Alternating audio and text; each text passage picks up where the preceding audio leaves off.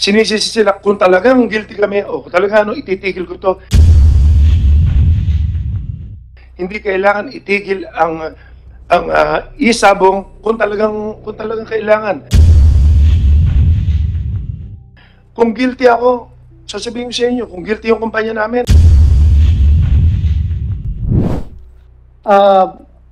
You're raising your hand, Mr. Charlie Atongang. Yes, Your Honors. Huwag lang masyado mahaba, ha? Yung, okay.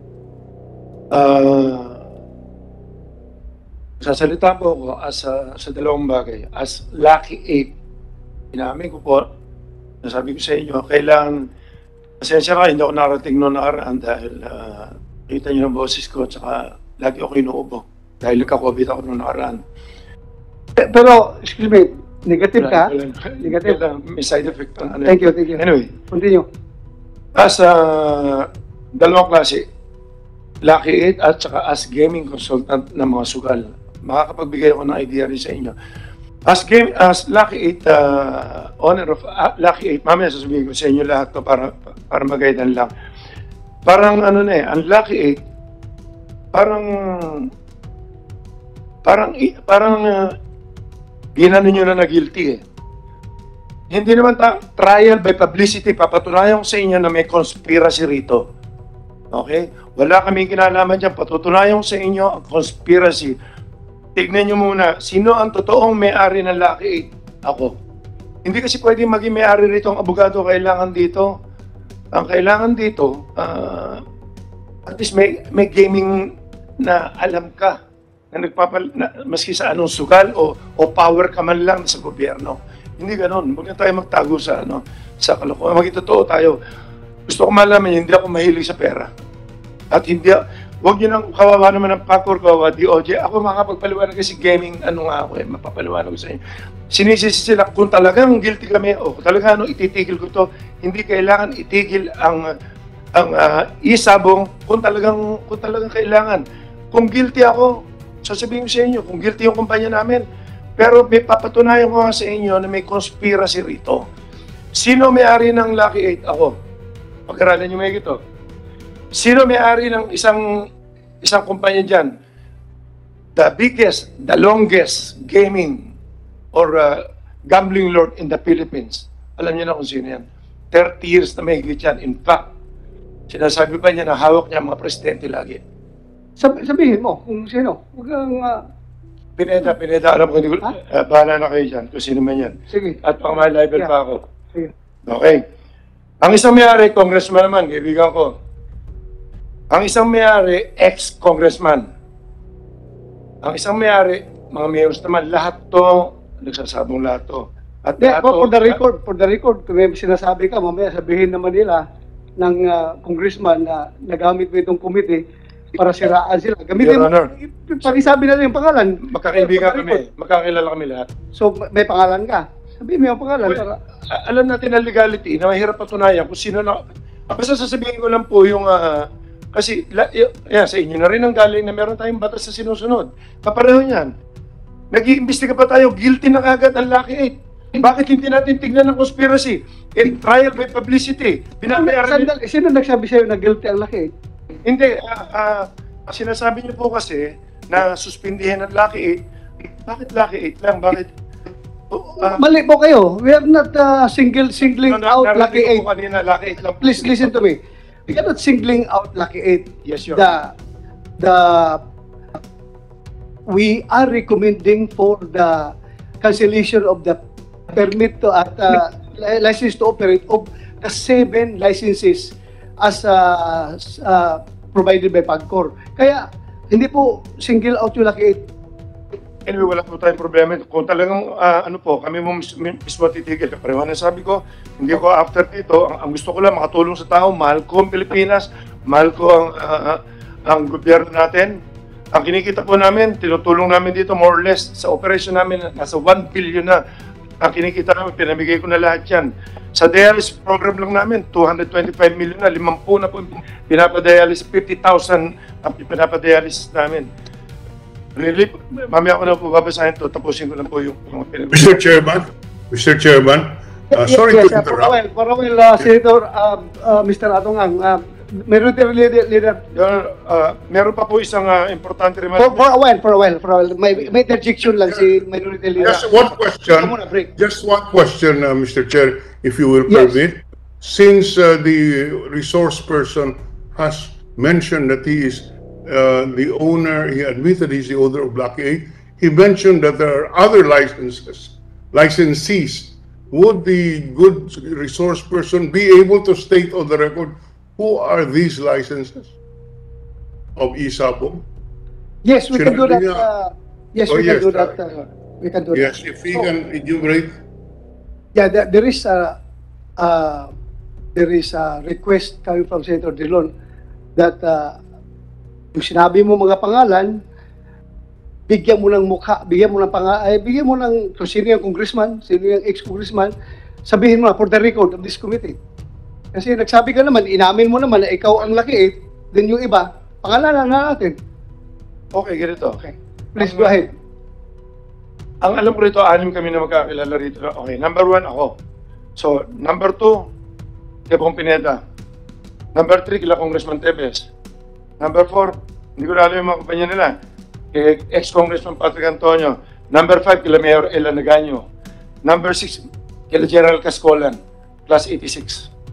Masyadong mahirap, mabigat. Kung titingnan nyo ang conspiracy rito, makikita nyo itong laban na to. Your Honor, nasabi ko naman, hindi ako, well, total, delikado rin naman ang buhay ko dyan. Bahala na, kung ano mangyayari dyan. Papunta na rin kasi sa senaryo na talagang gusto nila, kasi 90% sa income ng Sabong, sa operation, 90 to 95 kami yun. Dahil nasa akin lahat, members ko lahat ng buong Pilipinas na big time na Sabongero, kasi legit talaga na maayos lahat to. Nakita rin naman nila kung ano ang purpose ito, hindi lang gumawa ng pera. Tumutulong tayo sa tao, binatahid natin sa gobyerno. Sa totoo lang, gumawa naman ng batas ang Congress ngayon eh. Dahil wala tayong batas sa Sabong.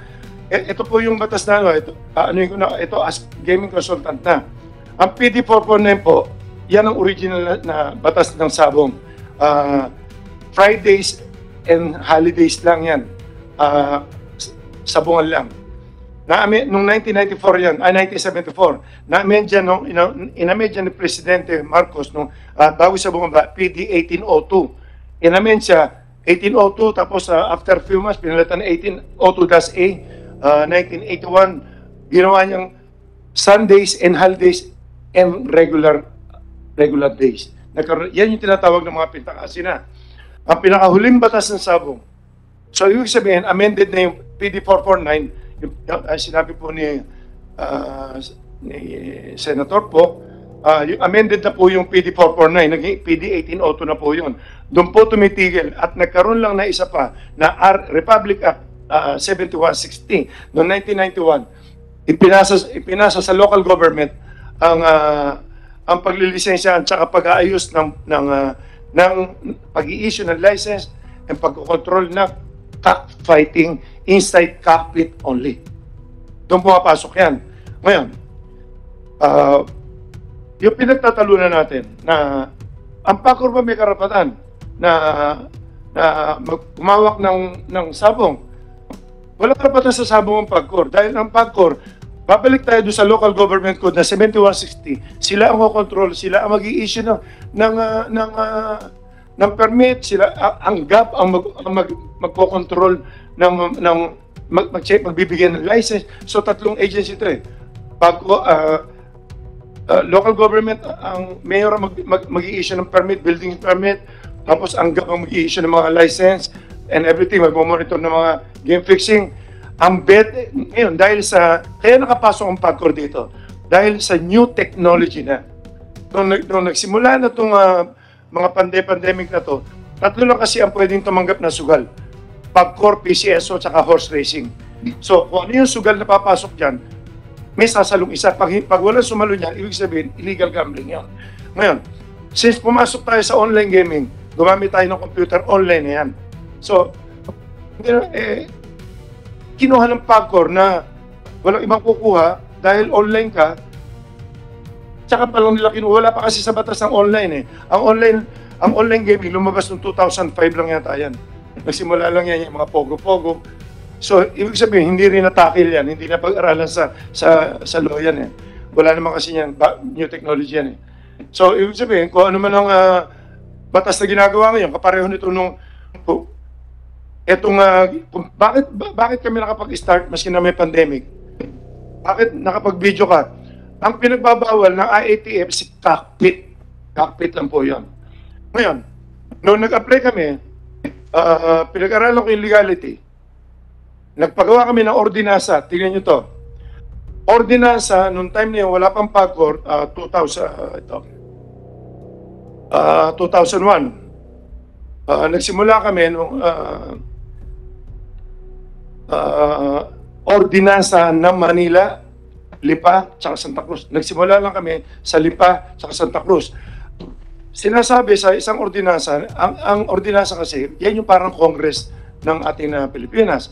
So sa bayan ng Santa Cruz or sa bayan ng Lipa or sa Manila, sinasabi ng ordinansa na itong kumpanyang ito, since kami nagre-regulate, kami ang local government, binibigyan po namin kayo ng authority na magpasabong na magpalabas ng ng mini cockpit or studio. Ang tawag dito studio. At pinapayagan namin kayo magpasugal sa territory, within the territory ng online, by air or by land. Ibig sabihin nun, pwede tayong gumamit ng online na telepono at pwede tayong tumaya sa betting station na may ticket. Ang betting station na may ticket, bawal pa dahil may nung time na yan, bawal pa dahil may mga COVID nga, bawal yung mga walk-in, bawal yan. So doon kami nag-start, yung tinatanong ni Senator Tolentino, bakit nakapagsimula ang laki? Noong time nung panahon ng COVID, nagsimula kami July 15. Kung kukumpletuhin ko rin itong kwento to para makita niyo yung conspiracy. Kung sino ang mga involved dito. Huwag nyo kami i-condemn na guilty kami dyan sa mga nawawala. Dahil, sasabihin ko rin kung bakit. May isang nawawala dyan eh. For the record, I'll just cut you short. For the record, this committee is not condemning you for the disappearance of the 34 people. Hindi po namin kayo condemn. So, please continue your explanation. Bakit laging binibintang yan? Bakit lagi sa tatlong area mo lagi nangyayari kung may nawawala?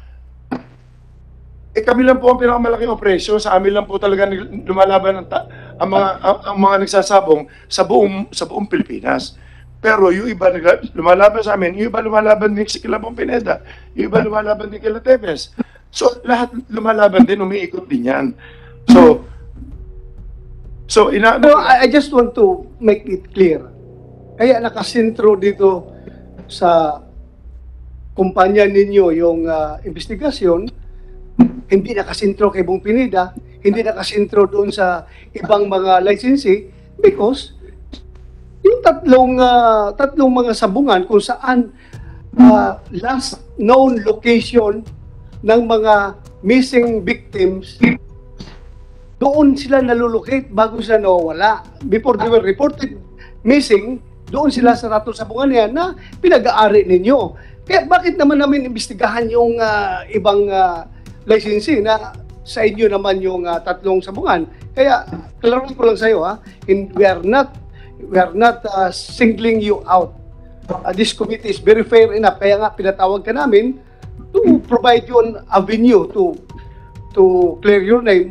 Kung indeed wala kayong kinalaman dito sa disappearance ng 34 na tao. Kaya pinatawag namin kayo and we are giving you the opportunity. But before you continue, please, I would just like to recognize Senator Grace po. For a while. For a break, break.